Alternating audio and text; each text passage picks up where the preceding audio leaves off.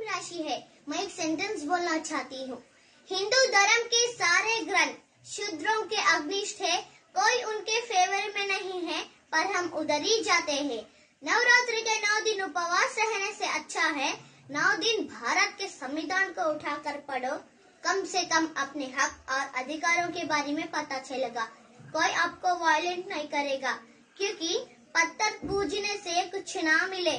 पुस्तक पढ़ो तो मिले ज्ञान, पत्थर पूजने से कुछ ना मिले। पुस्तक पढ़ो तो मिले ज्ञान, मंदिर जाने से भगवान मिले तो ब्राह्मण क्यों मांगे दान। मंदिर जाने से भगवान मिले तो ब्राह्मण क्यों मांगे दान। अंधविश्वास के खिलाफ तुम्हारी परिवार वालों से लड़ना पड़ जाए तो लड़ लो, तुम्हारी आने वाली पीढ़ियों का भविष्य तो सुधर जाएगा। एक बात और, जब शूद्रों का ग्रुप पहाड़ों की तरफ भागता हुआ जाता है, ये गाता हुआ जाता है, चलो बुलावा आया है, माता ने बुलाया है।